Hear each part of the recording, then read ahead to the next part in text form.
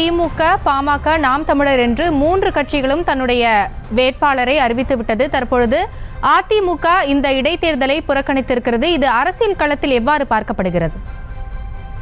குறிப்பாக அதிமுக இந்த தேர்தலை புறக்கணித்திருப்பது அதிமுகவுக்கு எந்த அளவுக்கு நலன் இருக்கும் என்று எதிர்பார்க்க முடியாது. குறிப்பாக இந்த தேர்தலை பொறுத்த வரைக்கும் திமுக ஒரு அணியாகவும், அதே போல தேசிய ஜனநாயக கூட்டணி பாமக ஒரு அணியாகவும், நாம் தமிழர் ஒரு அணியாகவும், அதிமுக ஒரு அணியாகவும் 4 அணிகளாக இந்த விக்கிரவாண்டி இடைத்தேர்தலை சந்திப்பார்கள் என்று எதிர்பார்க்கப்பட்டது. இந்நிலையில் ஏற்கனவே இந்த 3 அணி வேட்பாளர்களும் அறிவிக்கப்பட்டிருக்கிறார்கள். குறிப்பாக இன்றைய தினம் அதிமுக வேட்பாளர் அறிவிக்கப்படுவார் என்று எதிர்பார்க்கப்பட்ட நிலையில் முழுமையாக தற்போது தேர்தலை புறக்கணித்திருப்பதாக ஒரு அரசியல் கட்சி அறிவித்திருக்கிறது. அதிமுக தொண்டர்கள் மத்தியிலே எத்தகைய தாக்கத்தை ஏற்படுத்தும் என்றும் எதிர்பார்க்க முடியாது. குறிப்பாக கடந்த 2024 நாடாளுமன்ற தேர்தலில் அதிமுக சார்பில் போட்டியிட்ட அனைத்து இடங்களிலுமே தோல்வியை சந்தித்தது என்பதும் குறிப்பிடத்தக்கது. இருந்தாலும் கூட இந்த வருகின்ற அந்த விக்கிரவாண்டி இடைத்தேர்தலில் அதிமுக போட்டியிடும் என்று எதிர்பார்க்கப்பட்ட நிலையில் தற்போது அவர்கள் இந்த தேர்தலை புறக்கணித்திருக்கிறார்கள். குறிப்பாக அவர்கள் கூறுகின்ற ஒரு காரணம், சட்டம் ஒழுங்கு சீர்கேட்டுள்ள நிர்வாகத்துடன் திமுக ஆட்சியில் அதாவது தற்போது நடைபெறக்கூடிய இந்த விக்கிரவாண்டி சட்டமன்ற தேர்தலை முழுமையாக புறக்கணிக்கிறது என்றும் கூறியிருக்கிறார். குறிப்பாக இது அதிமுக தொண்டர்கள் மட்டுமே எத்தகைய தாக்கத்தை ஏற்படுத்தும் என்றும் எதிர்பார்க்க முடிகிறது.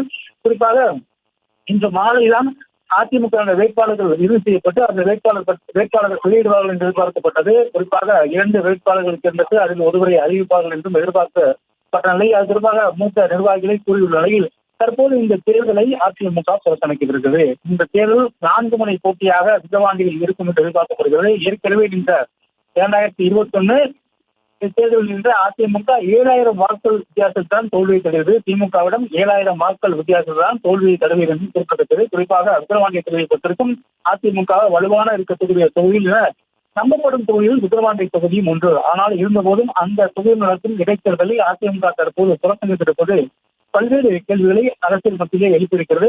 குறிப்பாக இந்த தேர்தலில் அவர்கள் கூறியிருக்கும் காரணம் சட்டம் ஒழுங்கு முக்கியமான காரணமாக இருக்கிறது. எனவே அதை ஒரு காரணமாக காட்டிதான் நாங்கள் இந்த தேர்தலை புறக்கணிக்கிறோம் என்று தற்போது அதிமுகவுடைய பொதுச்செயலாளர் எடப்பாடி பழனிசாமி அவர்களே இந்த அறிக்கையை வெளியிட்டிருக்கிறார். குறிப்பாக இன்று 3 மணி முதல் அதிமுகவுடைய தலைமை அலுவலகமாக இருக்கக்கூடிய எம்ஜிஆர் மாளிகையில் இந்த அதிமுகவுடைய முக்கிய நிர்வாகிகள் இந்த பேச்சுவார்த்தையில் ஈடுபட்டார்கள். அந்த பேச்சுவார்த்தையின் போது அதிமுகவுடைய முன்னாள் அமைச்சராக கூடிய வேலுமணி, தங்கமணி, ஜெயக்குமார், அதே போல அதிமுகவுடைய அவைத்தலைவர் தமிழ்குடன் ஊசி உள்ளிட்ட முக்கிய நிர்வாகிகள் கலந்து கொண்டுதான் இந்த பேச்சுவார்த்தையில் ஈடுபட்டார்கள். அப்போது அவர்கள் ஏதோ ஒரு முடிவெடுத்து வேட்பாளர் இன்னும் சற்று நேரத்தில் அறிவிக்கப்படுவார்கள் என்று எதிர்பார்க்கப்பட்ட நிலையில் நாங்கள் முற்றிலுமாக இந்த தேர்தலை புறக்கணிக்கிறோம் என்று அதிமுக சார்பில் இத்தகைய அறிக்கையானது வெளியிடப்பட்டிருக்கிறது. பொதுவாக ஒரு அரசியல் கட்சி தேர்தலை புறக்கணிப்பது என்பது சாதாரண விஷயம் அல்ல. அது தொண்டர்கள் மத்தியில் மிகப்பெரிய ஒரு அதிர்வலைகளை ஏற்படுத்தும். அந்த வகையிலே தற்போது அதிமுக முழுமையாக சட்டம் ஒழுங்கை காரணமாக காட்டி இந்த தேர்தல் புறக்கணிக்கப்பட்டதாக அறிவித்திருப்பது அதிமுக தொண்டர்கள் மத்தியிலே ஒரு விதமான எண்ண ஓட்டத்தை பிரதிபலிக்கிறதாக தெரிகிறது.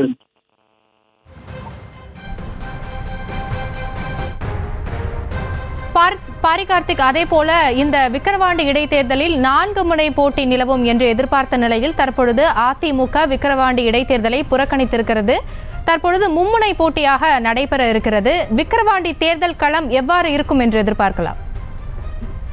முழுக்க இந்த விக்கிரவாண்டி தேர்தல் களம் என்பது ஒரு வித்தியாசமான, அதாவது திமுக அதிமுக என தமிழகத்தில் இருக்கக்கூடிய 2 பிரதான கட்சிகளை போட்டியிட்டால் மட்டும்தான் ஒரு முழுமையான போட்டி என்று அனைவராலும் எதிர்பார்க்கப்பட்ட நிலையில் தற்போது அதிமுக இல்லாமல் இந்த தேர்தலை திமுக சந்திக்கிறது. எனவே அதிமுக இல்லாமல் இந்த தேர்தல் எவ்வாறு அமையும் என்று ஒரு எதிர்பார்ப்பு இருக்கிறது. எல்லா தேர்தலுமே திமுக அதிமுக என தமிழகத்தில் தொன்று குலத்தால் பலமான கட்சியும், அதே போல அமைப்பு ரீதியாக வலுவான கட்சியாக இருக்கக்கூடிய திமுக அதிமுக என 2 கட்சிகளும் தான் எல்லா திசைகளும் எதிரெதிர் திசையில் நின்று போட்டியிடுவார்கள். எதிராக அதிமுக ஆளும் கட்சியாக இருக்கும்போது அதிமுக எதிர்கட்சியாகவும், அதிமுக ஆளுங்கட்சியாக இருக்கும் போது திமுக எதிர்கட்சியாகவும் என இந்த நேரடி போட்டி தான் 2 கட்சிகளுக்கு மத்தியே உருவாகும். இதுதான் கடந்த 50 ஆண்டுகால அரசியல் வரலாறு.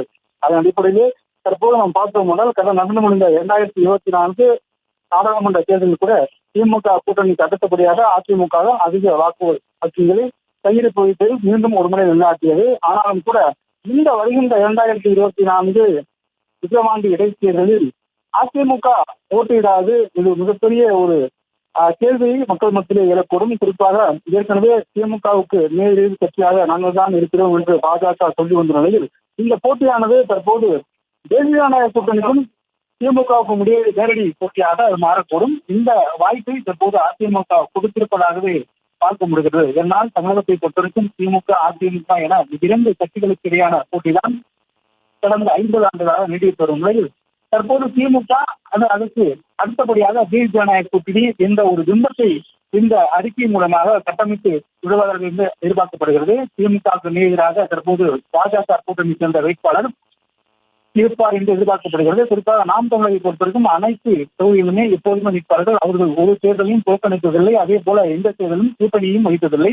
எல்லா தேர்தல்களும் தனியாக இன்று சந்திக்கிறார்கள். இணை அவர்கள் ஒரு அணியாகவும் தற்போது இந்த வருகின்ற இந்த விக்கிரவாண்டி தேர்தலில் இந்த மும்முனை போட்டி என்பது நேரடி போட்டியாக திமுகவுக்கு ஜனநாயக கூட்டணி நேரடியாக அமைய இருக்கிறது. ஏனென்றால் அதிமுக என்றால் அந்த போட்டியானது திமுக அதிமுக என இந்த இரண்டு கட்சிகளுக்கான அந்த போட்டியாகத்தான் தற்போது அதிமுக இந்த போட்டியிலிருந்து நாங்கள் விலகிக் கொள்கிறோம் என்று அவர்கள் கூறுவது தற்போது திமுக மற்றும் பாஜக கூட்டணி இடையே தான் இந்த போட்டியாக அமையும். ஏற்கனவே அதிமுக இல்லை, நாங்கள் தான் தமிழகத்தில் பிரதான எதிர்க்கட்சியாக இருக்கிறோம் என்று பாஜக பல இடங்களில் கூறி வரும் நிலையில் அதற்கான ஒரு வழித்தடமாக தான் இந்த அறிக்கை இருக்கிறது. அந்த அடிப்படையில் பார்த்தோம் என்றால் இவர்கள் இந்த தேர்தல் புறக்கணிப்பு என்பது ஒரு வகையில் திமுக மற்றும் தேசிய ஜனநாயக கூட்டணி இந்த இரண்டு கட்சிகளுக்கு இடையான ஒரு வலுவான ஒரு போட்டியாக அந்த களம் விக்கிரவாண்டி களம் இருக்கும் என்று எதிர்பார்க்கப்படுகிறது. மேலும் இருக்கக்கூடிய இந்த தேர்தலில் பெரிய அளவில் அதிமுக சார்பில் நிற்பார்கள் என்று எதிர்பார்க்கப்பட்ட நிலையில் இன்று மாலை அதற்கான வேட்பாளர்கள் அறிவிக்கப்படுவார்கள் என்று எல்லோரும் பெரிதாக எதிர்பார்க்கப்பட்டது. இந்த தேர்தலில் தற்போது புறக்கணிக்கப்பட்டிருக்கிறது. மேலும் தற்போது அதிமுகவுடைய பொதுச்செயலாளர் எடப்பாடி பழனிசாமி அவர்கள் கூட்டம் முடிந்து வெளியே செல்கிறார். செய்தியாளர் சந்திப்பை அவர் நடத்துவார் என்று எதிர்பார்க்கப்பட்டுள்ளது. செய்தியாளர் சந்திப்பையும் அவர் புறக்கணித்து செல்கிறார். இதற்கான காரணம் என்னவென்று கேட்பதற்காக செய்தியாளர் தற்போது காத்துக் கொண்டிருந்தது. அதற்கு காரணமும் சொல்லாமல் தற்போது எடப்பாடி பழனிசாமி அவர்கள் தற்போது வெளியே செல்கிறார். இந்த களம் முக்கியமாக தமிழக அரசில் ஒரு முக்கியமான களமாக இருக்கிறது. முதல் முறையாக திமுகவுக்கு நேர் எதிராக தேசிய ஜனநாயக கூட்டணி சேர்ந்த ஒரு வேட்பாளர் இன்று நமது இருவருக்குமான அந்த போட்டியை இந்த புறக்கணிப்பு மூலமாக அதிமுக உறுதி செய்திருக்கிறது என்றே கூறலாம். வருகின்ற விக்கிரவாண்டி தேர்தல் மும்முனை போட்டி என்பது வலுவாக இருக்கும் என்றும் எதிர்பார்க்கப்படுகிறது.